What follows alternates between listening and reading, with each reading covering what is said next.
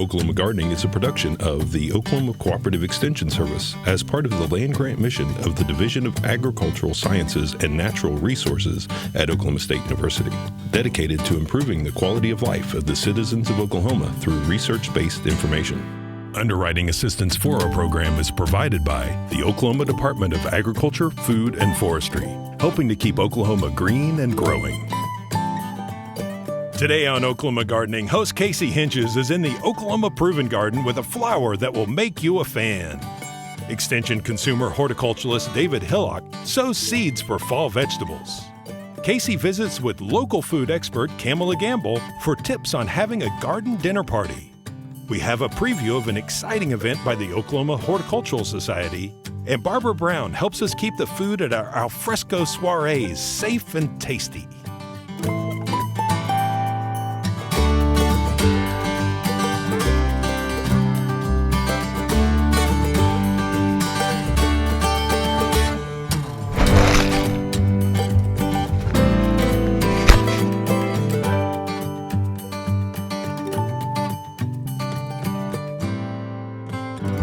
We've got another Oklahoma Proven annual that I want to introduce you to, and this is Scaevola, or also commonly known as fanflower, and it gets its name fanflower because it really is only half of a flower that looks like a fan. Now it comes also in white and pink, but you traditionally see it more in this purple color.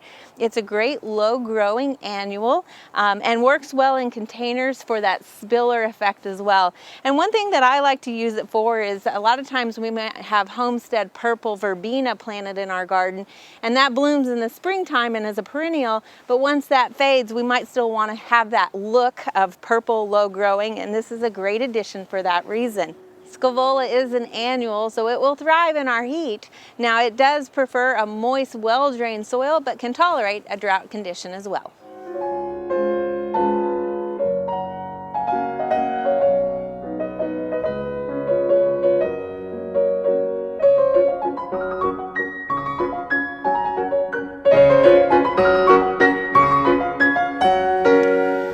If there's one advantage to Oklahoma's long growing season, is we can actually get 3 different crops.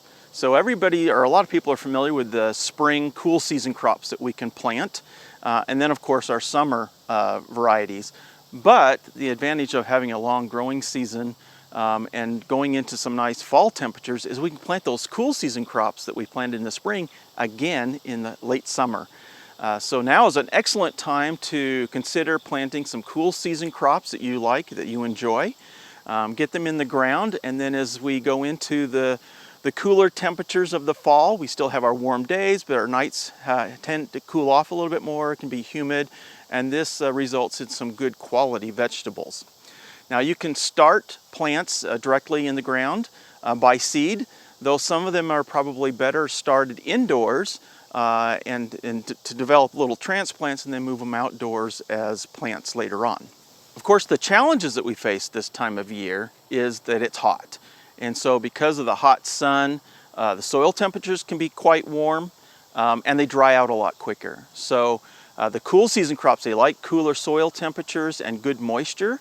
So when we plant, we need to make sure that we do some things to help ensure that the soil stays cooler and moist and gives those plants an opportunity to get off and get growing. Another problem that we can have, of course, is that the pest problems are already there. So you need to be particularly careful, scout frequently, and watch for insects and other pests, and be prepared to treat as needed. One method to making sure that the plants stay, or especially the seeds, stay a little cooler as you're sowing them into the soil is to actually dig a deeper trench than you normally would. So we're gonna create a couple of trenches here. We're going to go a little deeper than we would normally, and then we're going to place the seed down in the bottom of this trench, but we're not going to cover them up completely. So I'm going to make a couple of different rows here because we're going to plant some radishes. I love radishes, as well as some spinach. Those are 2 great cool season crops. They quickly mature.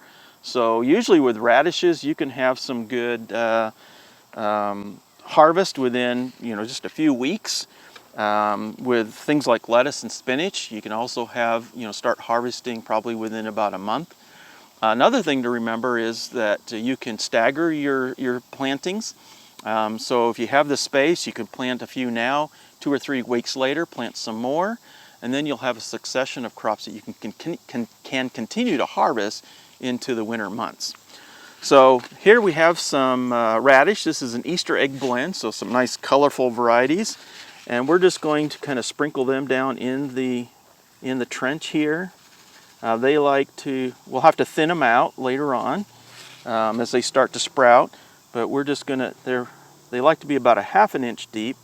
And again, instead of completely covering them with soil, we're just gonna put some compost or mulch over the top of them. This is some cottonseed hulls that we have for mulch here in the garden. And we're gonna just cover that up really good.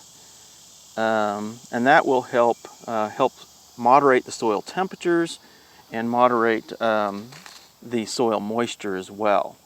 Of course, you'll want to water them in. I loosened up the soil before we started, so that's important. The soil was already nice and moist. We had a rainfall recently, plus we do have some irrigation that will help keep it moist. But the key to getting your seeds to sprout is to keep them evenly or consistently moist until they begin to germinate and begin to grow. The next one I want to plant is some kohlrabi. I really love kohlrabi. It's a really fun vegetable and maybe not so popular, but I love the flavor and I love it fresh out of the garden. It has a swollen stem which forms right at the base of the plant. Sometimes they refer to that as a bulb, but it's actually the swollen stem. And then it can be nice and crisp, and it's really good chopped up or sliced up and eaten fresh or cooked.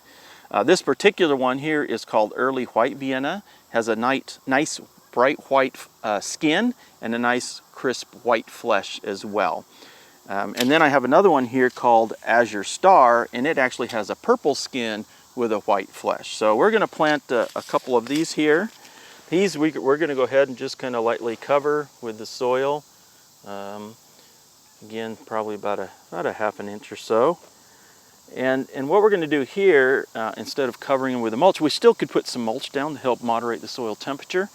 But another great way to protect them until they really get going is to provide some kind of a shade structure. Okay, we have several different types of materials, and I'm sure you could find things just around your house that you could use. But burlap works really well. We can create some kind of a frame structure out of sticks and stakes and whatnot, and drape this over the top so that it provides some shade. I've seen this done several times. We have some of the Rime fabric that's really nice and light, which also allows air in. Could even kind of keep the pests out while the seeds are developing, the plants are developing, but also provides a little bit of shade. Allows enough light in, but provides a little bit of shade as well. And then we can use some other materials. I found some wire mesh here. That we could maybe use that as our framing structure to help, place the material over the top of it, provide some structure. You can use boards. Found some pegboard in our shed that actually would work really well. Again, we could create kind of a framing, maybe just like a little teepee type of structure over our plants until, again, the plants really germinate and begin to grow. Once they have germinated and they're starting to grow really well, you'll want to go ahead and remove these structures. So there are a lot of choices. Be sure to choose varieties and vegetables that you want to eat. I chose some that I really like. But there's a number of them that you can choose from. Again, the cool season crops are a lot of the leafy crops like lettuces, cabbage, kale, spinach.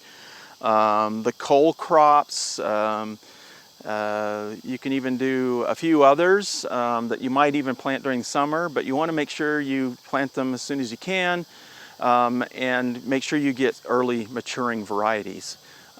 We have a great fact sheet. It's HLA 6009 Fall Gardening, and it's a great resource for you. It gives you a list of plants that you can plant, when you can plant them, how to plant them, etc. Hope you enjoy having a great fall harvest.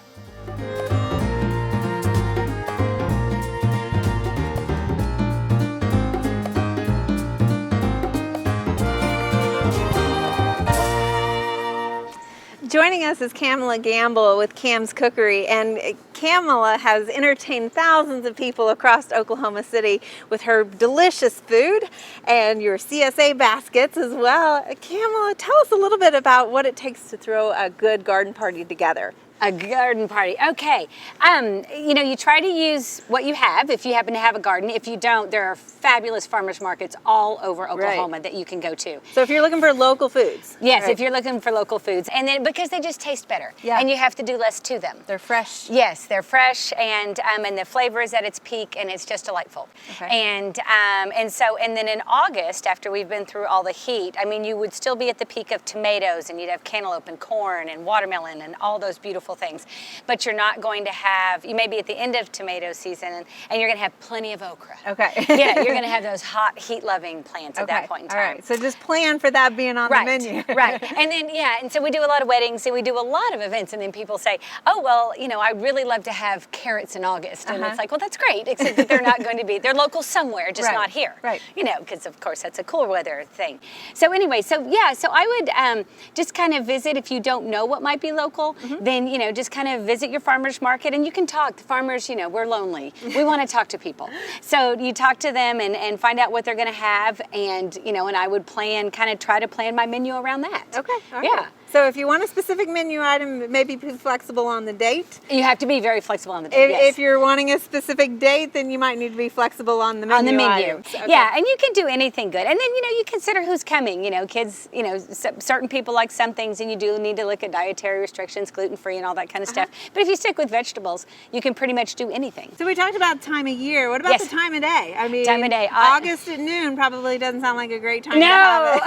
No. And so you need to have at least, it needs to be 7. Well, you can look at when the sun's going to set, and then just kind of plan, just backtrack to when, you want to make for an hour and a half or something like that. And then, if you've got lights or things like that, but people are going to want to be cooler. Right. And, if you're in the shade like we are now, it's 20 degrees, at least, 15 to 20 degrees cooler than it would be anywhere else. And, where we're in Oklahoma, wind will typically pick up, and maybe it'll pick up your table.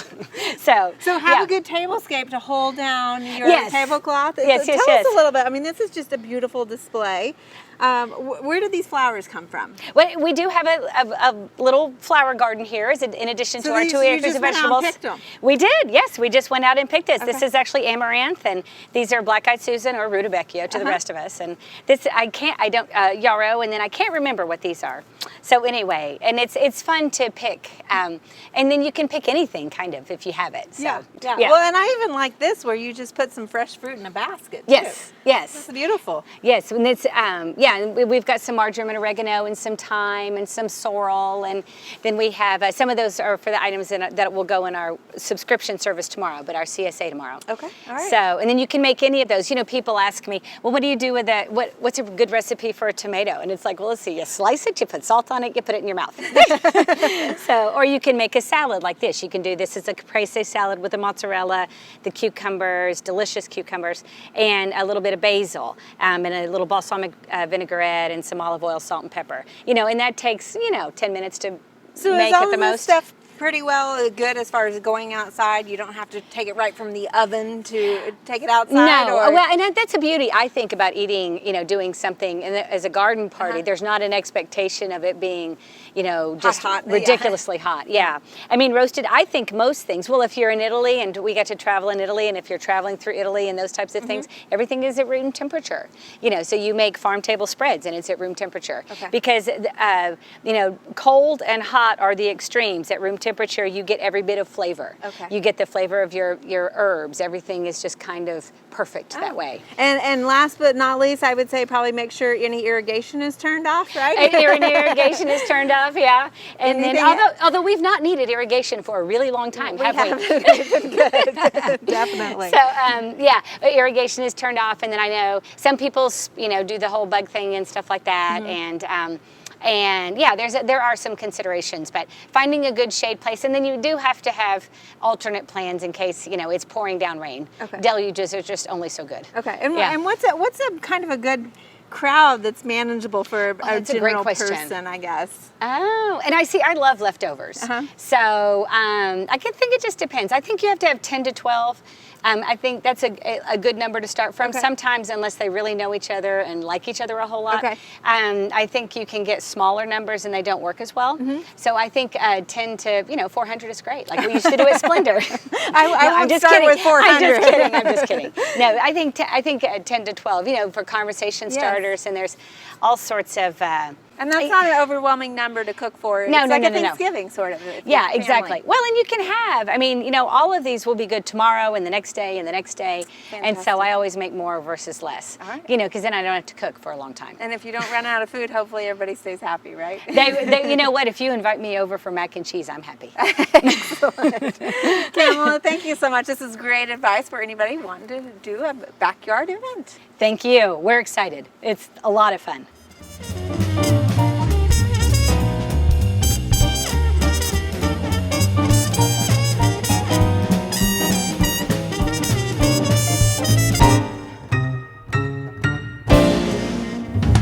Joining us next is Jamie Brown, who is a board member of the Oklahoma Horticultural Society. And Jamie, we've got a great farm-to-table event coming up. Tell us a little bit about it, please. Yes, we do. We are very excited about this event. It's going to be the first time that we've held this as a fundraiser. And it's called Come Grow With Us. And we are going to hold it on Sunday, September 29th from 6 to 8. It's going to be held at the Ed Lycan Conservatory at the Will Rogers Event Center. Which is a beautiful facility. Beautiful facility. If you come early just to walk around it before the event, actually. And just mingle, go out and enjoy the gardens a little bit, then come back in. Dinner will be served from 6 to 8. It is served family style, so the seats are going to be $85 a seat. And as well, you are helping us to sponsor all of our scholarships for the year. We do college scholarships, we have 4-H and FFA, so it really goes to benefit all the things that Oklahoma Horticultural Society supports. Right, and normally you guys do a garden tour, so this year we're doing something different, so we hope everybody supports it just as well. Yes, if you want information about the tickets, you can look it up on our website. And we are going to kind of have a deadline on the tickets around September 9th, so try to get in early if you can. If you're interested in a sponsorship, there will be information about that on the website as well. And I'm sure there's limited seating, so there is only 150 seats, so please start, kind of looking early and thinking about it. It's going to be a wonderful event. It's going to be a relaxed atmosphere, food, laughter, music, and the auction items too. Yes, we will of course have wonderful garden things, but we're going to have a few surprises that you're not going to expect. I can't wait. All right, so bring your checkbook as well. Yes, you won't walk away empty-handed. It'll be a great evening. Excellent. And who's going to provide the catering and the food for the food is going to be sponsored and supported by Kamala with Kamala's Cookery. Yes. Fantastic. Yes. I've had some of her tasty treats. It's beautiful. I just can't wait. I've enjoyed them also, and she has such a wonderful farm-to-table place to bring it to us. Yes, so. Excellent. Well, thank you for sharing this with us. And we hope that there's a great turnout. Thank you, Casey. Thanks. Thank you.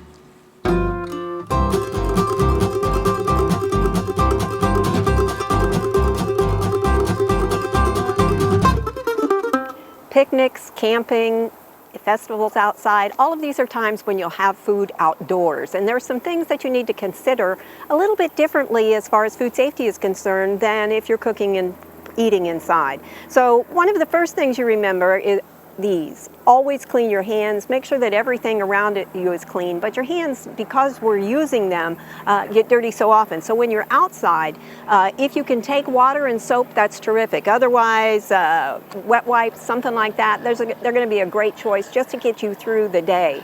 Do as much of the cooking as you can, the preparation for things that are going to take time inside, because you've got a 2-hour window as far as food safety is concerned. If foods are out at room temperature, they need to go back into refrigeration within that 2 hours, unless the temperature is above 90, which it often is during summer holidays. There you only have 1 hour. If it goes beyond any of those time windows, either the 1 or the 2, depending on the temperature, you've got to throw the food out. So the next thing you want to think about is how much do you really need to take? Think about how your family eats. Think about how much they need to eat. while they're there. So take the amount that you need for that day, for that meal, and put the rest away. Another thing you want to think about is the kind of proteins that you're taking.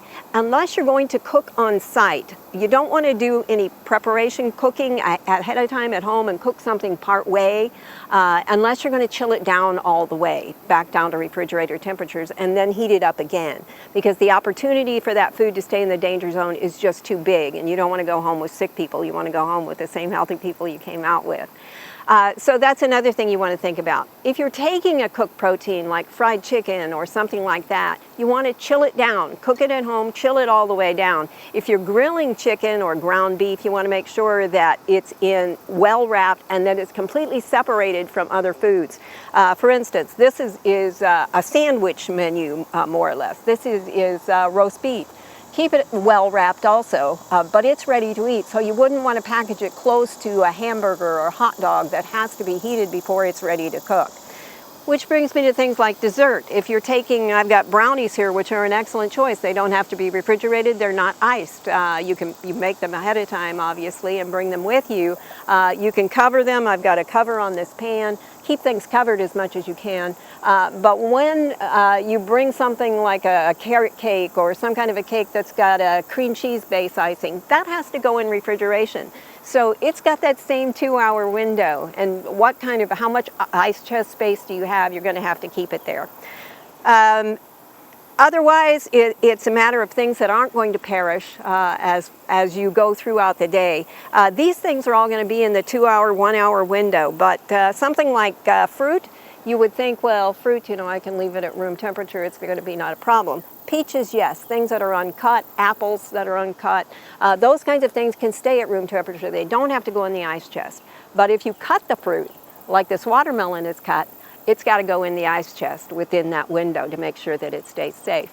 These things not only maintain the safety issue, they also help it maintain quality. You're going to have some deterioration, some contact with insects and other natural things if they're sitting out for a long time. So you want to make sure that they're okay. One other thing that you can do to make sure the temperature is safe is we've got some fresh veg here, and I've got a dip to go with it. It needs to be refrigerated, but it's going to sit out for a while so that people can try it. So what I've done is make an ice base. So I put ice in the bottom of a bowl and then put the container on top of that. You may want to think about how nicely you're trying to serve. Is it a really social event or is this a family event? Can you serve something like this in a container where you can just snap the lid back on so you can get it into ice as quickly as possible and reduce the amount of transfer from one place to another? One last thing, ice chests. Take 2. Even if it's not a big event, it's better to have the drinks in one and everything else in the other, separated so that ready-to-eat foods aren't coming in contact with foods that aren't ready to eat. If you're going to have a lot of those, take 3.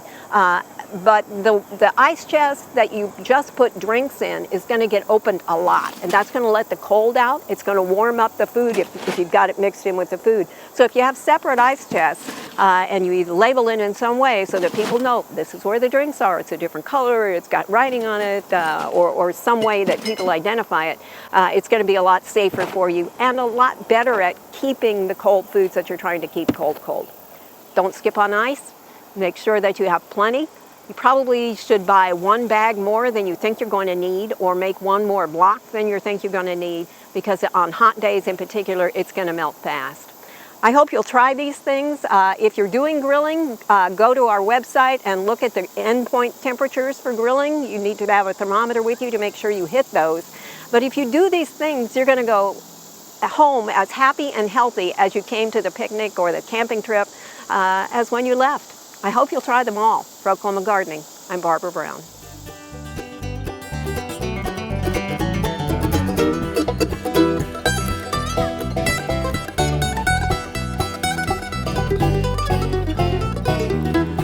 There are lots of great horticultural events this time of year. Be sure and consider these activities when you're making your plans for the weeks ahead.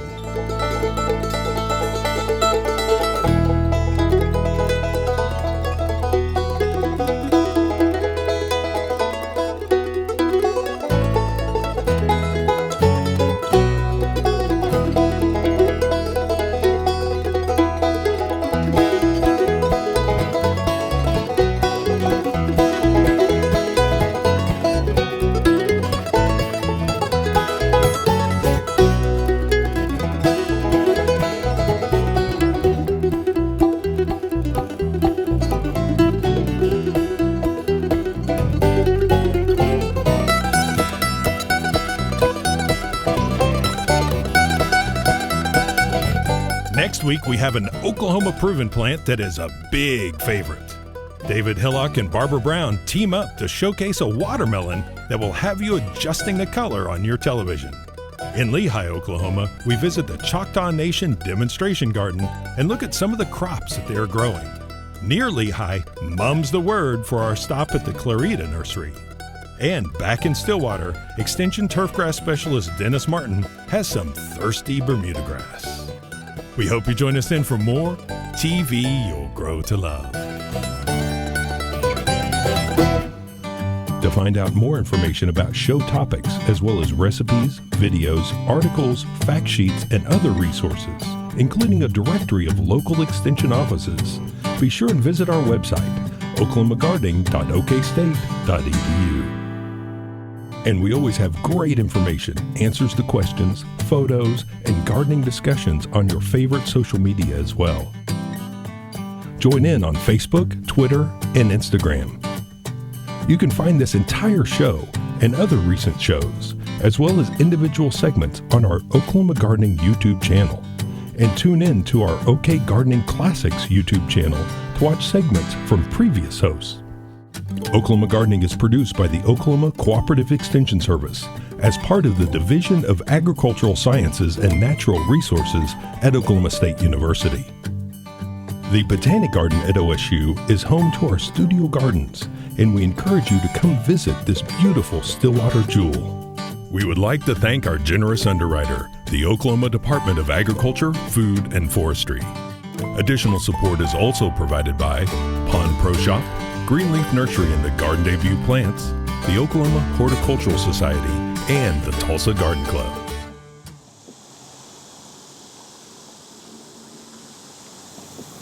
So, you like bread?